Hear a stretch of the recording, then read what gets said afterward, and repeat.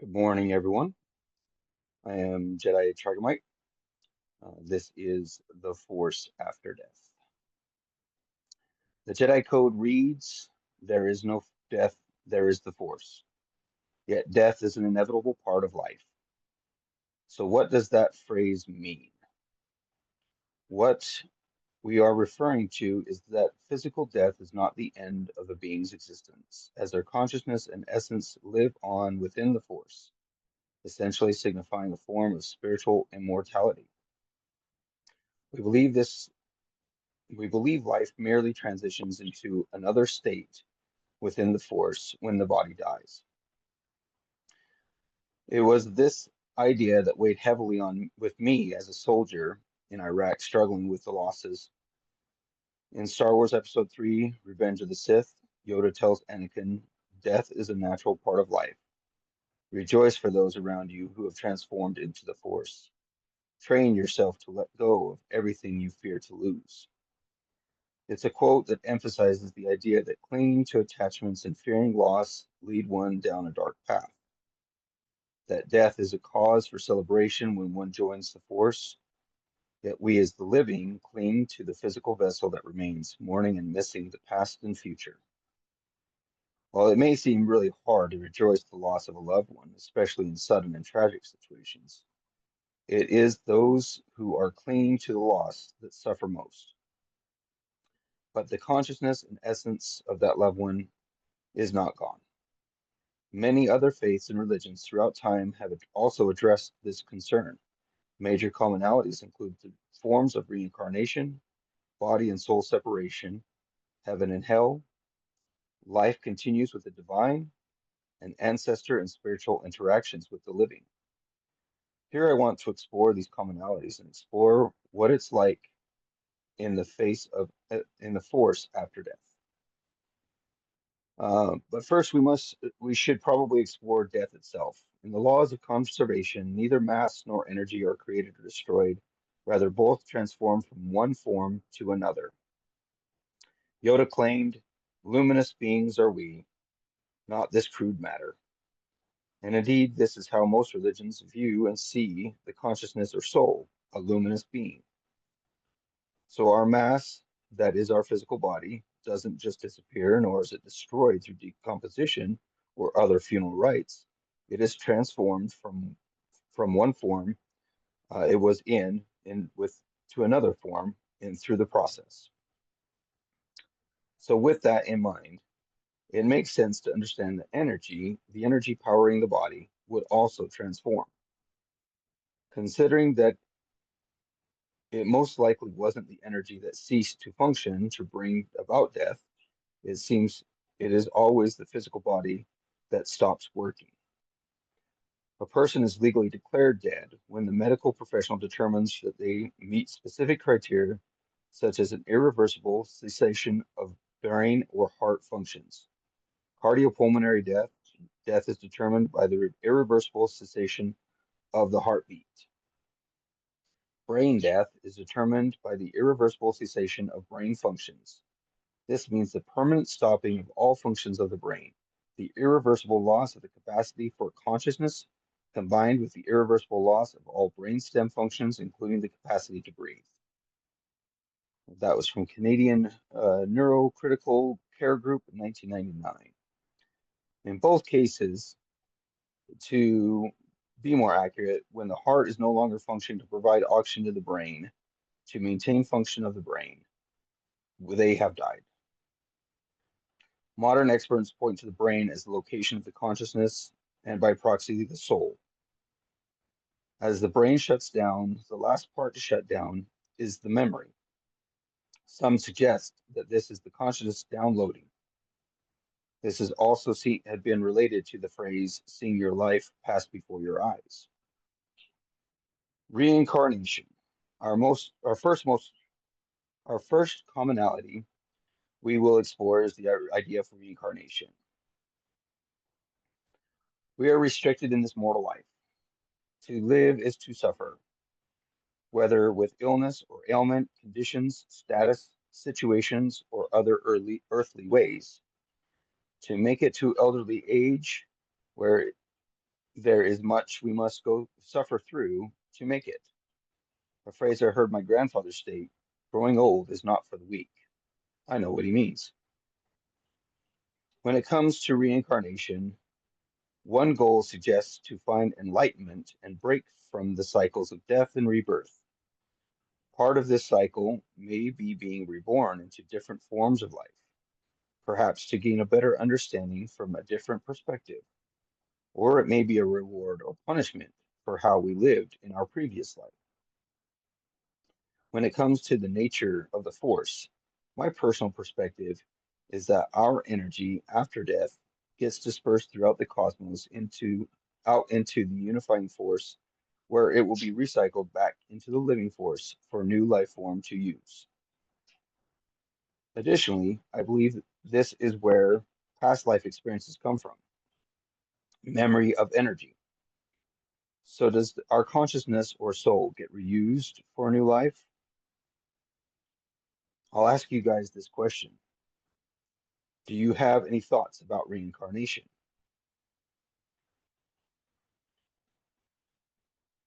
If anybody wants to answer, I'll open the floor. I don't know if I can see hands or not, though.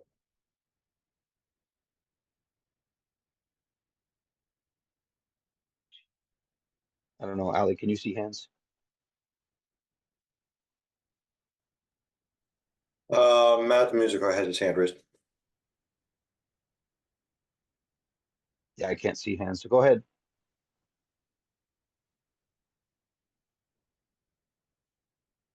Matthew, if you want to come off mute. Matt, you're muted still.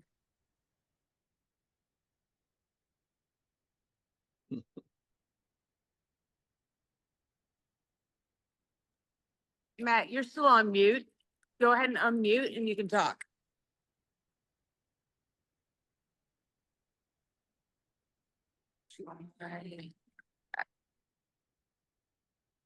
Maybe. You're off camera. Probably working technical issues. Okay. Yeah. Can you hear me? Yes. Yes. Yeah, I was having technical difficulties there. This structure is not like I'm used to for VA Zoom meetings online. Anyway, yeah, I've toggled with the ideal of reincarnation quite a lot myself. And you know, I- I've always considered it a great possibility. But then, like, as I grew older, speaking of growing older, 48 years old, and my mind is stuck on what, 29 or something. But anyway, I've noticed that kids that are born into the world today, they come out a lot more aware and ready for the technology that we have now, and it comes more natural to them, and they're on a whole different scale. And it seems to be human nature for the older generations to think, oh, this is wrong because it's not the way we did it when we were growing up. But being a Gen X individual, I think we're kind of looking at it as, wow, look at all the progress we've made. And that being said, I believe there has to be some kind of reincarnation or of some sort going on, and that we just don't have enough science about afterlife. We don't have enough science about other beings from other planets. We might have enough proof, but we don't have enough solid confirmation for a lot of that stuff. But it would seem to me, in my opinion, that that is what's going on, and that uh that let's see if I can remember what I was gonna say here. Speaking of getting old, uh yeah, um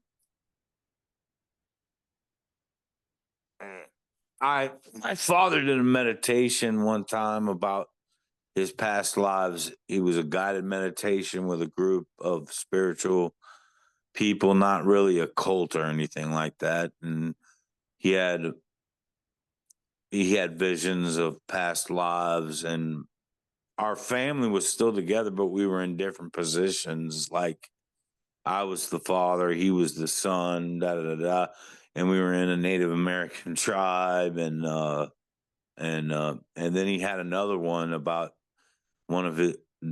He was English or something, and the way he died was an accident, like some big structure over his head fell on him, and so you know,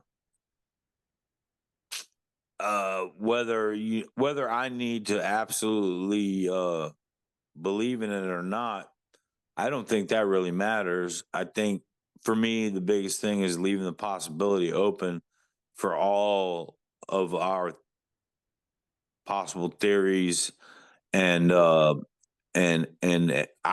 take a holistic approach to spirituality, because I just believe that if it hasn't been proven, that doesn't mean it's not true. And if it has been proven, but not proven in a way that is legit, then neither one of them can produce actual material belief, or well, I guess you'd call them material belief, but I mean, belief is not really materialized anyway. But the last thing I really wanted to say, remembering what I was going to say, is it would be a shame if the powers that be became stupid enough to just launch nukes everywhere. I mean, I would believe that there would be a fallout situation and some of us would survive, and it could get crazy, and we could manage to succeed from that and raise the roof.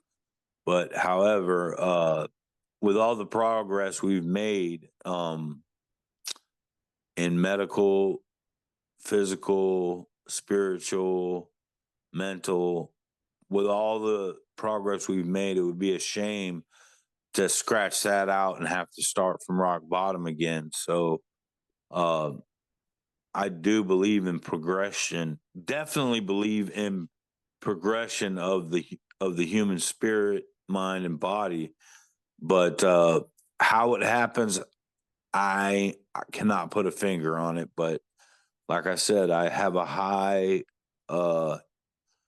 a high uh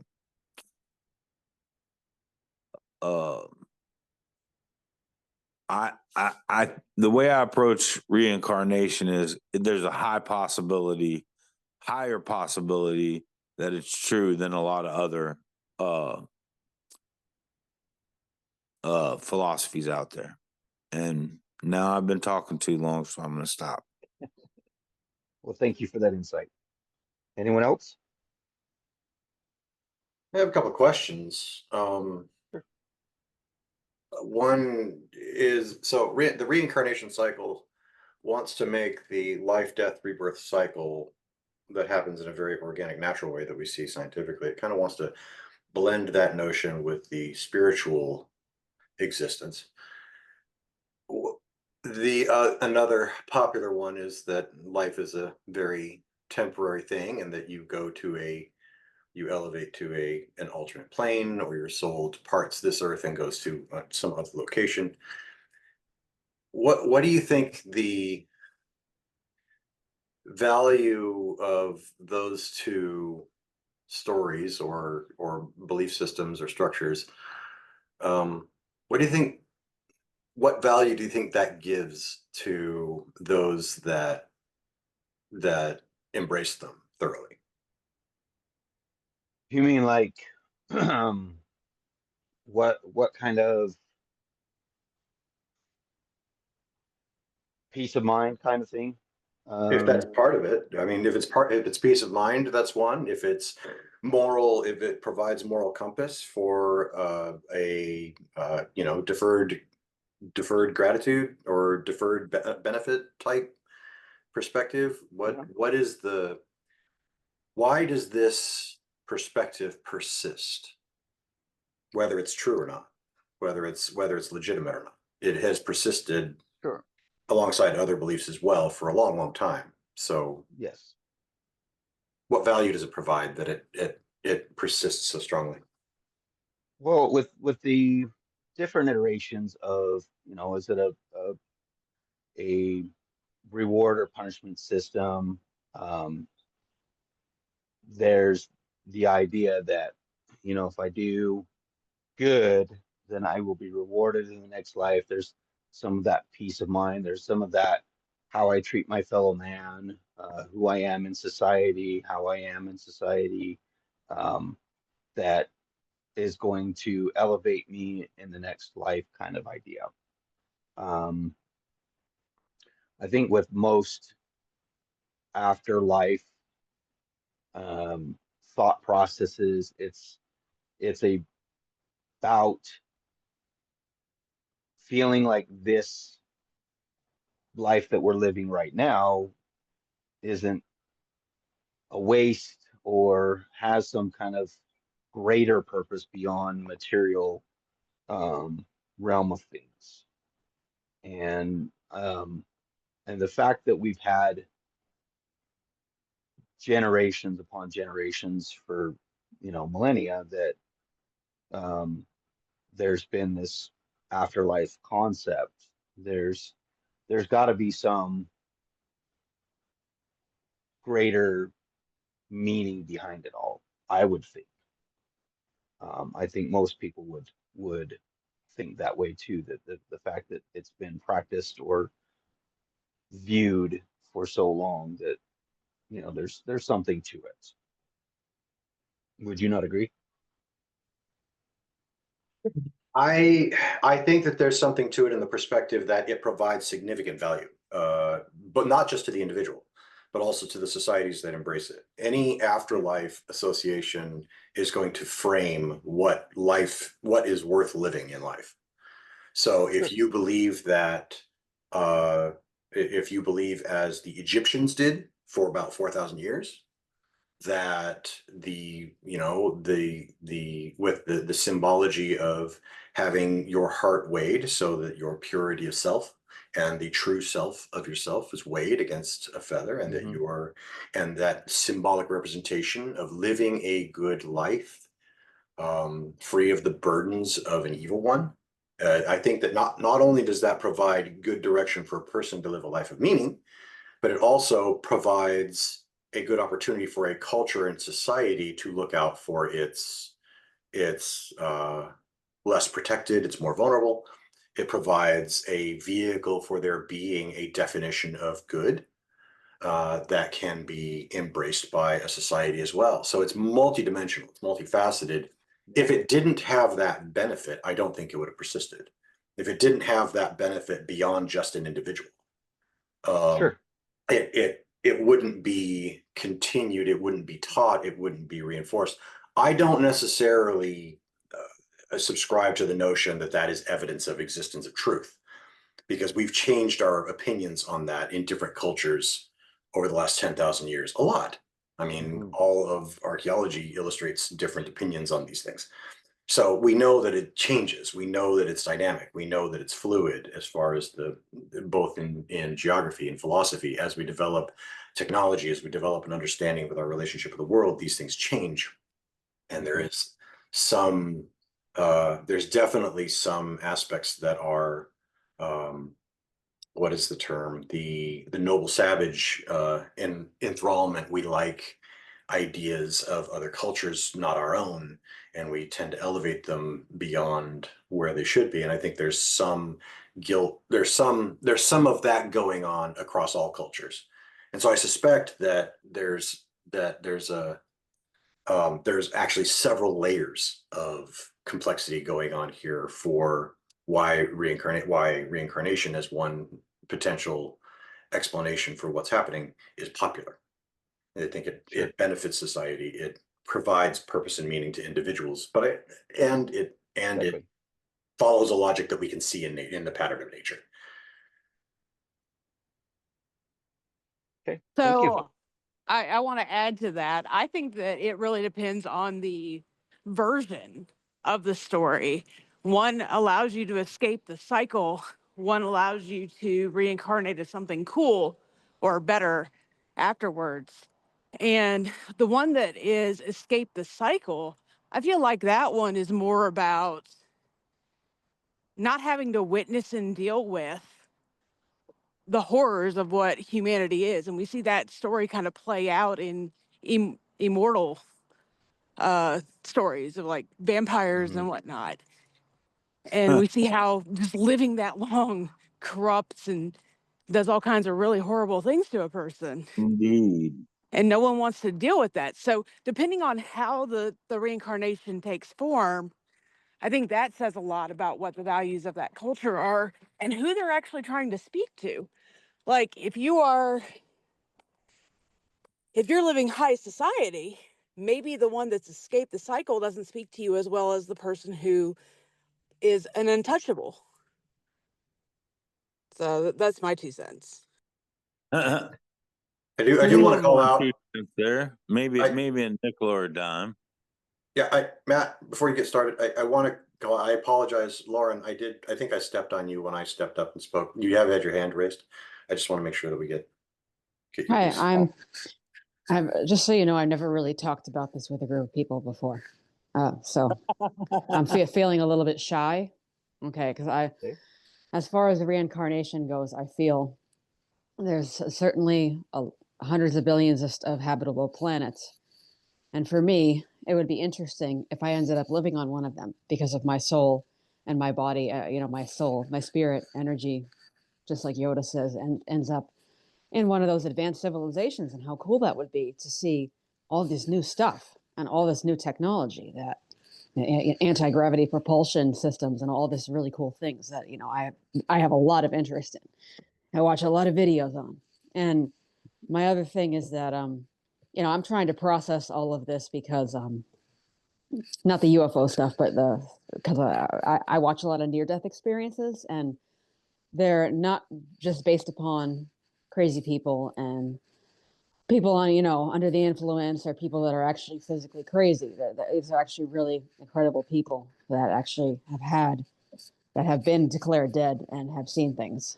And this helps me process. It helps me have some kind of helps me feel more grounded, because ever since the death of my father this year, I've been scared of death. And so it has forced me to look at the spiritual realm in a different way, and to look at the force, and to look at the fact that there is something out there. And I do believe in a spiritual realm now. I'm convinced of that.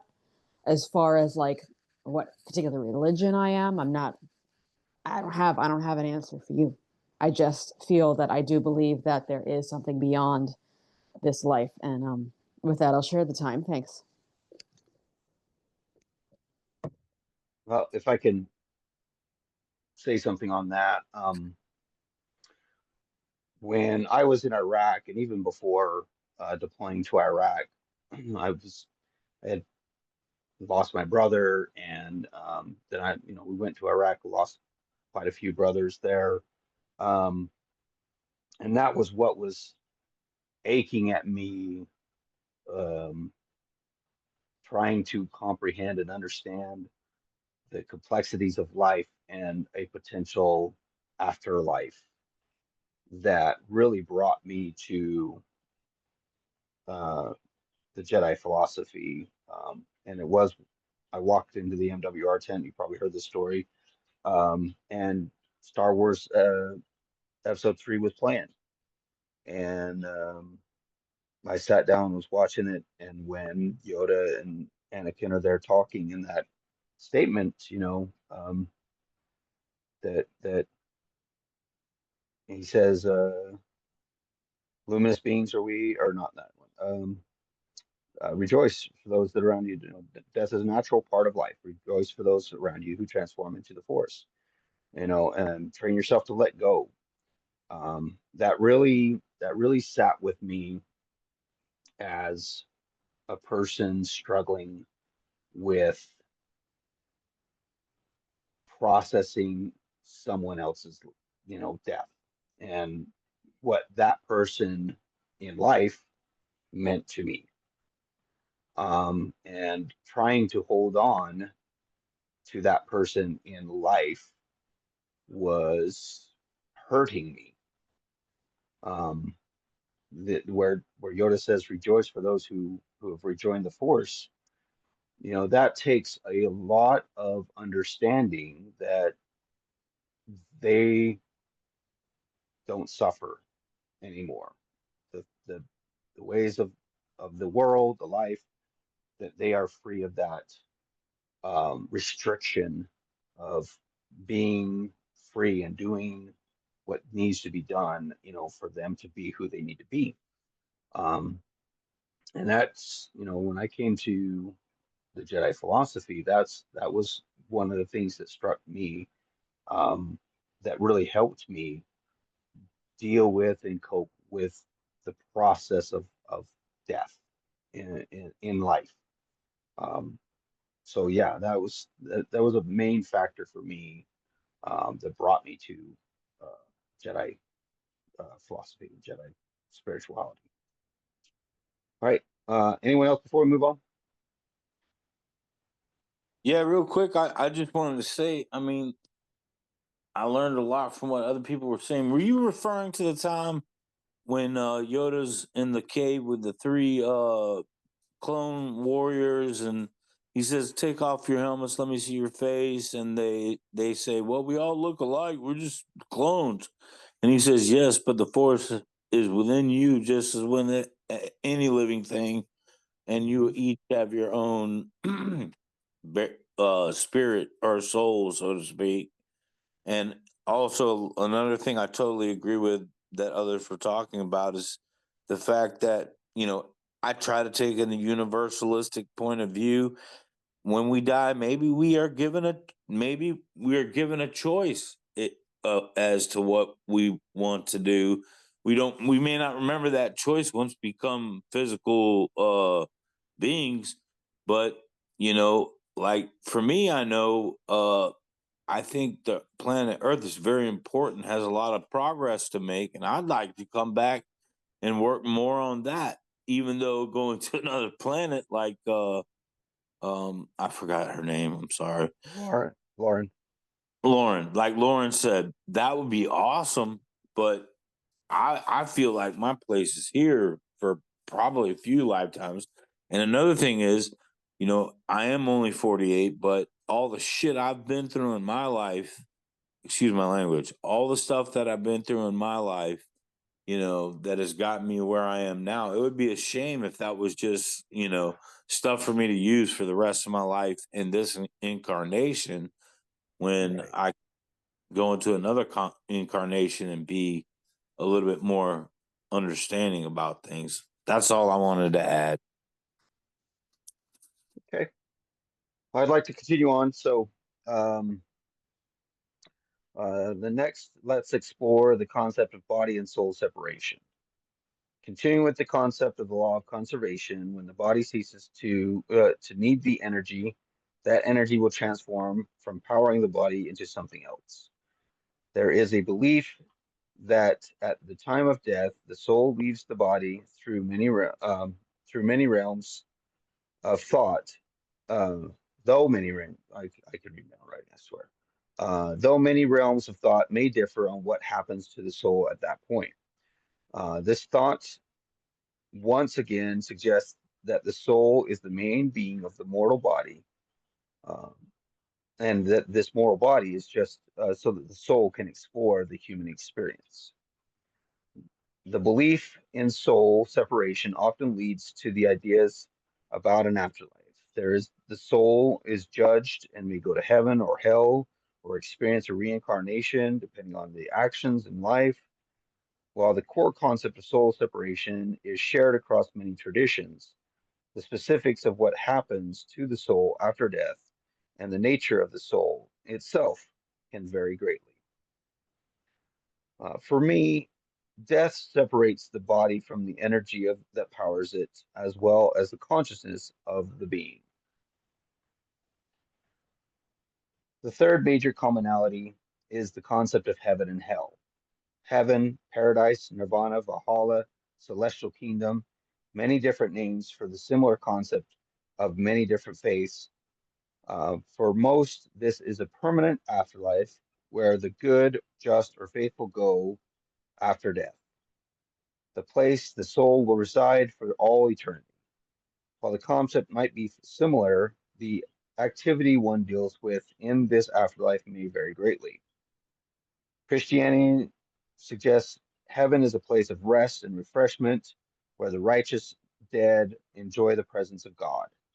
Islam, heaven is a pleasure garden where the blessed experience sensual and spiritual happiness. Buddhism, heaven is an eternal condition of peace and changelessness. Some other religions, heaven is a final destination for those who have lived a good life. Other religions, heaven is temporary home between rebirths. And still other religions, heaven is a state of being that people can aspire to experience during this life. Right. I grew up, sorry, I just said right. I'm sorry. right? Yeah. I grew up as an LDS, which believes those residing in the highest degree of glory of the celestial kingdom are able to have spiritual children and populate new worlds to continue the cycle of God and humanity.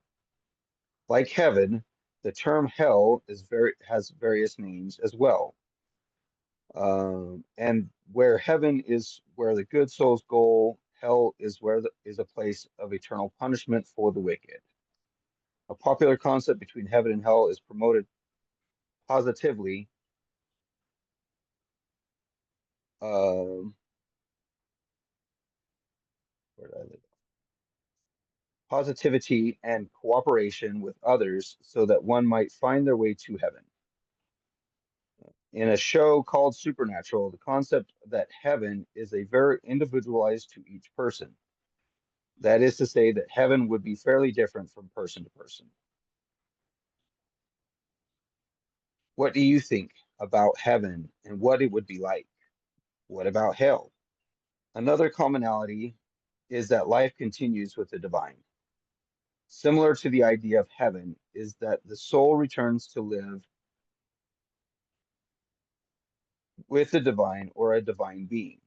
The core idea is that some essential part of a person, often called the soul or spirit, persists beyond physical death and continues to exist in a spiritual realm.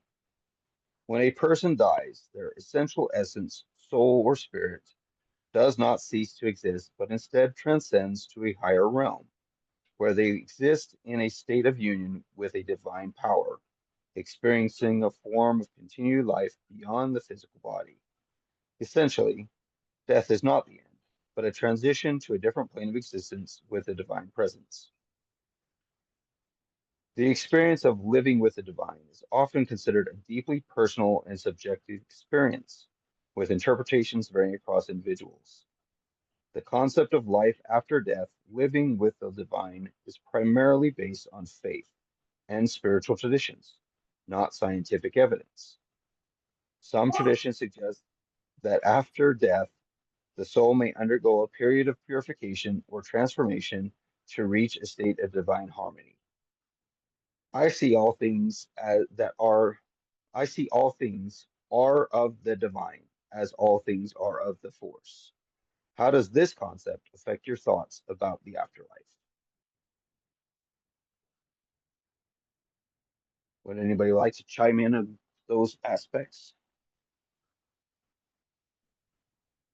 Well, I'm good at talking. If anybody else doesn't want to step up.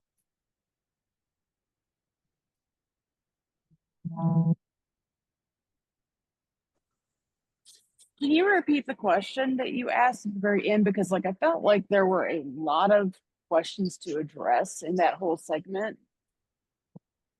Yeah, so where a lot of these were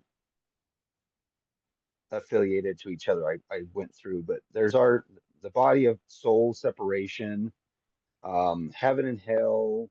What do you think about heaven? What it would be like? What about hell? If all things are of the divine or all things are of the force, how does that concept affect your thoughts about life continuing with the divine in an afterlife? Well, then I'll try to stimulate the conversation here. Can you hear me? Yep. Okay. For me, I've long thought about growing up Christian as a young boy. I thought long about heaven and hell. And one person's when I think about it sometimes I'm like one person's hell could be another person's heaven. And one person's heaven could be another person's hell.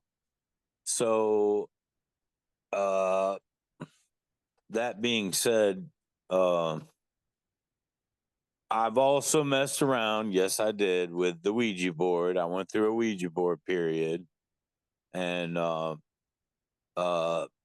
the guy that I was doing it with, he for some reason he could channel the energy on the pamphlet better than I could, and he had his fingers on it, but he was laid over, falling asleep, and wasn't even looking at the board. And I got in touch with my grandfather, and he told me that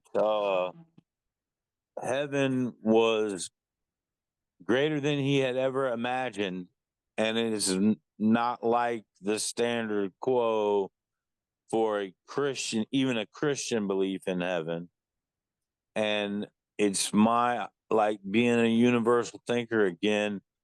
Uh, I believe that we could possibly be given that choice once we reach whatever plane we go to. It's like for Lauren, she said that, and for Alice and Senatoko, um, they they both have in their mind, obviously, that they would like to graduate to another planet or graduate to another humanoid or type of being. And I mean, I think personally, I want to clarify real quick. I never said that. okay, what did you say? I was talking about the theory of how other people believe on that. My belief is I don't give a damn. I don't care what happens to me after death. Well, So honestly, just I need to clarify that because I am vehemently in that camp. Okay. I understand, and like as I was saying, I have a universalistic point of view. I'm not going to rule anything out unless it's absolutely ruled out, and I'm not going to absolutely believe into me unless it's been proven to me in my personal experience with spirituality, as our leader was talking about in the message here. And uh, with all that being said, you know, it would be cool. I think it would be cool to be able to become a different type of being or whatever, but not believing, not worrying about what happens after death and just leaving it and just saying, look, that's out of my pay grade. I don't need to be worried about what's going to happen after I die. I need to focus on my lane and what I need to do in this life and do my best to make this life the best life I could possibly make it. That is a very valid and logical way to look at it, because really uh the fact that we're having this conversation at all shows that nobody really knows exactly what's going to happen. But we do know that if we make the best of our lives, then if something does happen to the degree of raising the roof, so to speak, then we've done enough to know that we'll be better off next time. However, on the same token, if you don't even focus on that, you will have lived your life to the fullest, even if, you know, we all just fade away after we die, which can be a scary thought from time to time. I mean, yeah, I was in the Marine Corps and I'm a trained Marine, but I still from time to time have a fear of death. And I mean, I don't think it goes away completely for any human being. And it could be just motivation to do more good for ourselves and others in life, or it could be motivation to say, look, if you're not doing what's true in your heart and what you believe is right, then you're selling yourself short. And, if there is something after, you might just screw yourself over. So, I mean, Yeah, that's really pretty much all I could put out on that. Okay. Has anybody seen the Supernatural show? I wanted to comment on that one actually. Why So, didn't you? well, I was like, it just happened. Okay. So I wanted to make sure that like there were some things that whether they were contemplative just for us to think about on ourselves, or if you actually intended for us to talk about that question, or like I needed to know where this was going. So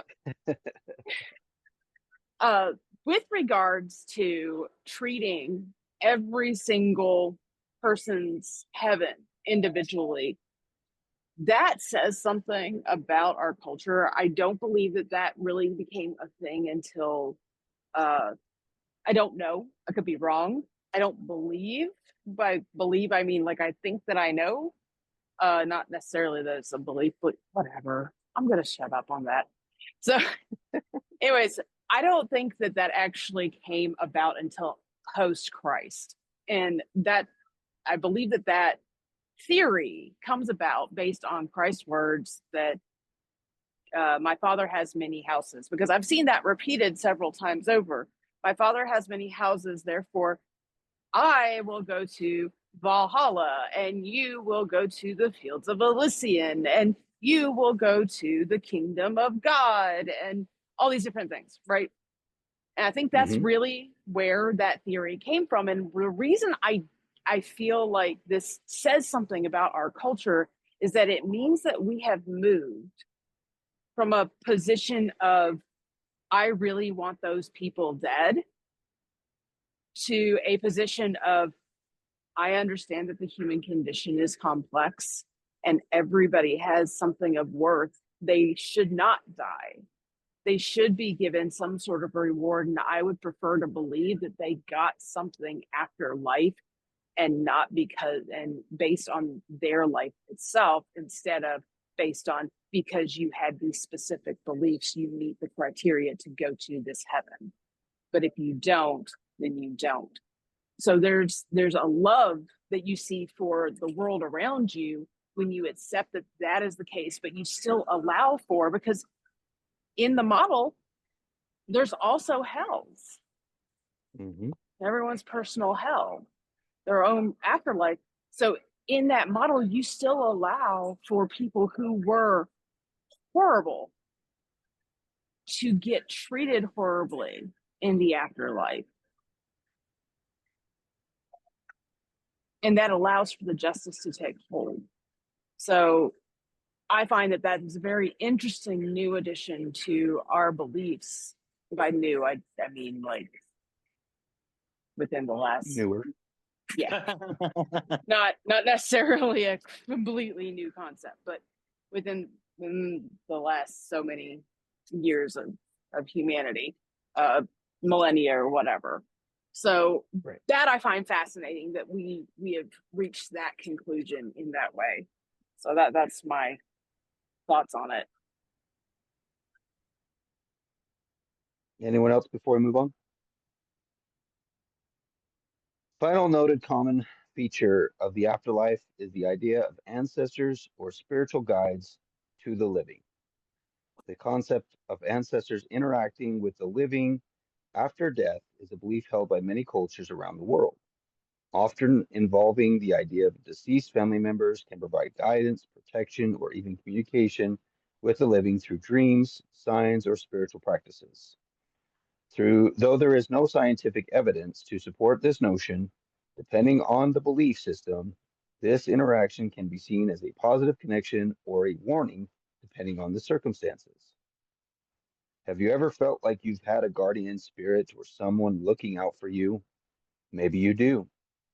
Many people believe that those that have passed on are still able to interact with the living, guiding them or protecting them. I actually have a number of stories where I feel I have been protected from death. I feel very strongly that there is really good chance I wouldn't be here without some kind of protection. In Star Wars, some Jedi are able to retain their consciousness and interact with those in the living force.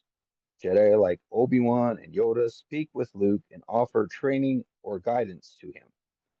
Many cultures believe that after death, ancestors become spiritual entities who can still be reached through rituals, prayers, or meditation. Ancestors are often seen as guardians who watch over their living family, offering support and protection when needed. Some people believe that ancestors communicate through dreams, appearing in symbolic visions to convey important messages. Certain events or coincidences might be interpreted as signs from ancestors, like seeing reoccurring numbers or objects associated with the deceased. Have you ever had the feeling of comfort, like your grandma used to provide when she was alive? Have you ever been missing someone and thinking about them when suddenly something makes you smile and you feel a bit better? Final thoughts. Unfortunately, we don't have any scientific evidence for what happens to our soul or consciousness when I die. We've studied the body and the brain during the process of death, and this raises some interesting ideas. When we believe about what happens when we die, we can provide some comfort in facing the end of this mortal existence. It really comes down to what you want to believe in: reincarnation, living on as a soul, heaven or hell, the divine, or continued interactions with the living all feel like possibilities. For me, I see three forms of the Force: the living, cosmic, and unifying. The living force is where we are now, in this moment. We connect and feel the flow of energy, and we have this moment we share in it with others, like everyone who is here today. The cosmic force is where our consciousness resides. I believe we are connected even now with our consciousness to and in the cosmic force. The unifying force is where all particles, elements, and energies of the universe flow and provide the requirements for life to form and thrive. What about you? What do you believe? Any questions? Any comments for the final thoughts? I'd like to throw something out there. I think that considerations like this, I think it's a valuable exercise for meditation. And I think it would be valuable to consider deeply the relationship that someone has to life. The relationship that one has to life is going to centralize all that they do and give purpose and meaning to what they do, or at least validate the purpose and meaning between what they do. So I think the question is an important one. I am not sure whether the focus should be on the periphery outside of the individual life. I think that provides very good context, but whatever philosophical approach or theoretical approach we may have, we're all going to find out the answer. We're all going to know definitively what happens eventually. But having the comfort of a knowledge is valuable. Having the comfort of reconciliation for the questions of the loss that we experience. Loss is part of the lessons that we have to go through, and reconciling that loss, especially the greater the love we have for that which was lost, and the dependency that we had upon that which was lost. A lot of that is going to heavily impact the way that we live our lives, and having an answer for that is really valuable. I would hope that in evaluating that question and in considering it, that the consideration goes beyond just the individual need, just the personal need, that evaluation always goes into considering others as well, and the well-being of others and the benefit of others, and the welfare of others. If your pattern of understanding what happens to, for lack of a better word, the words you're using in the speech, what happens to your soul is going to be perhaps the most important thing that you can conceive of, because it is your core identity. It is the you that is you beyond your corporeal self. And if you're going to live a life that reaches beyond your corporeal limitations, which I think is a valuable thing to do, and is a necessary thing to do, regardless of whether it's true or false. If you're going to pursue that, then recognize that you're having an impact that's greater than just yourself. It's an impact that, I mean, as Force realists, the interconnectedness of the Force, the universal interconnectedness of the Force means that my life impacts all other lives. So live as though it does. And if you're going to embrace a belief system beyond just what you have been told by your culture, by your family, by your upbringing, by your world, if you're going to find a path internally, make sure that you're not making it just about you. Make sure that it extends to all of your interconnection. It extends to all that you connect to, and that you understand how to live a life that inspires you to live a life in such a way that benefits yourself and the whole. And I think that's an important part of this conversation, because there have been lots of belief systems in the history of man that have not done that. And that's led to some wonderful, great stories and legends, and also a lot of pain and suffering. Mm-hmm. So I would encourage that as part of the meditation. Yeah, I agree. I thought that was well said, Miles. Yeah, if I may, this is Mike. If I may, first of all, if I may thank everyone for what they've shared so far. Lots of things to consider. Thank you for that.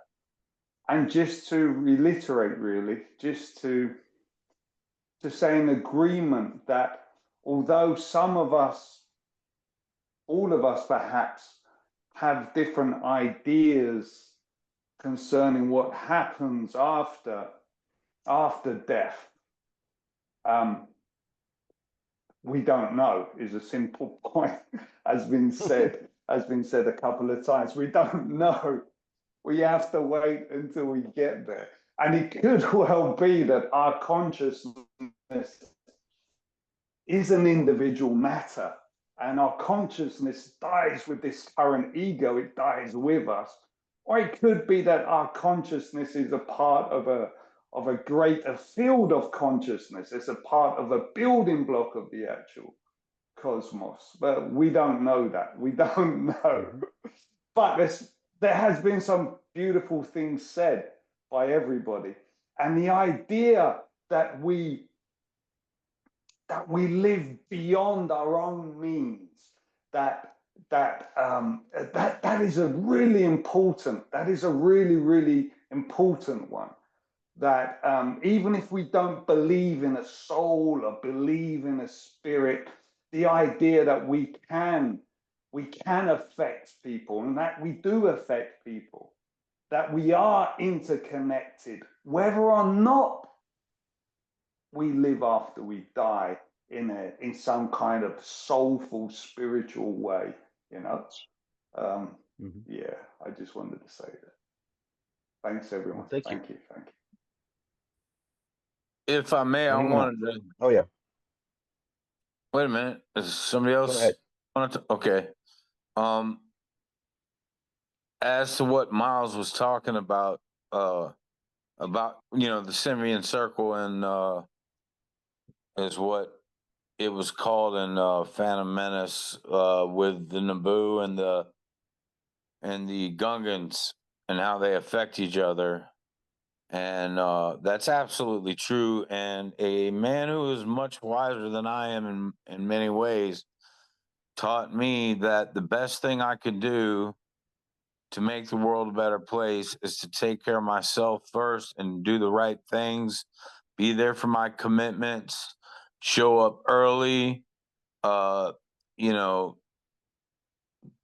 do the things I say I'm going to do, hold myself accountable, and not just for my own well-being, but because it's the right thing to do, and that will spill over to other people that are in my network of friends or family, and then it spills over further as time goes on. And they say one person could change the world. I've always heard that. I've always heard that scenario or whatever. But I think it really does take all of us, and that we can only extend out so far, but it's up to those other individuals to continue extending themselves. And yeah, I mean, we really just don't know what's going to happen after we die. I mean, but you know, in to make things a little more comfortable and less painful, the more I focus and meditate on a great future for myself, the less the fear or doubt will come in my mind about death, and it does make it easier to contribute and do my part. And I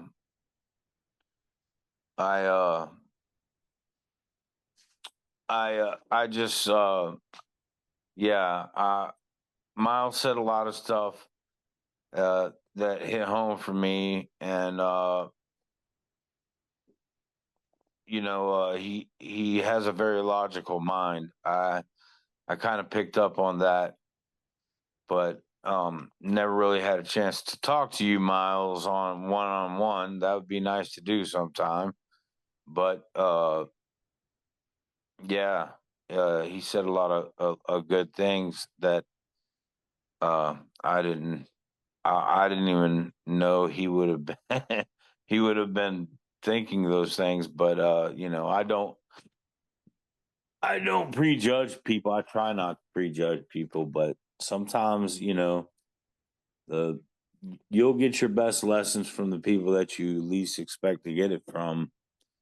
Um, Not necessarily Miles, but I mean, like, could be a 10-year-old kid, and you can learn from them if you keep your mind open to the possibilities. And that's what I try to do, is keep my mind open to the possibilities, but also check myself with the logic of reality, and not rule out science either. But my father, this is the last thing I'm going to say. My father,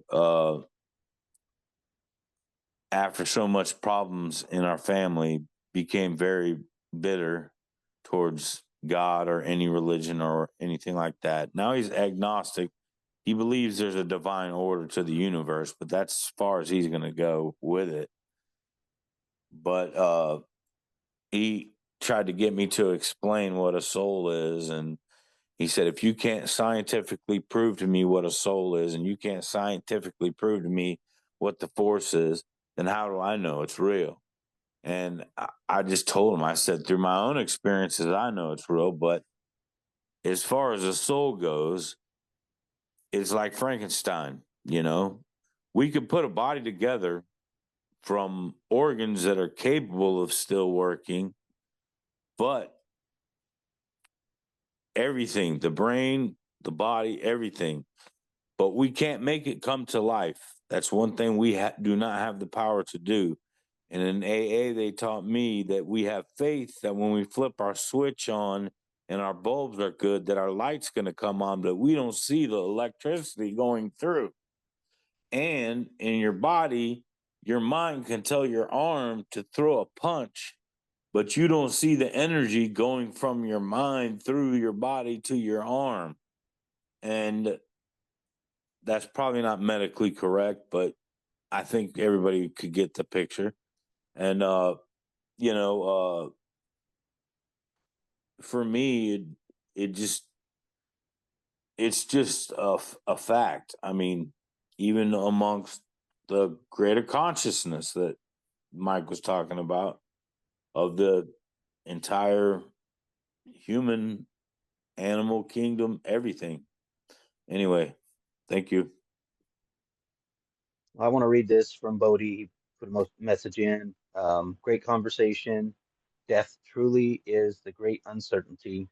No one has been able to prove what lies on the other side of the dark veil.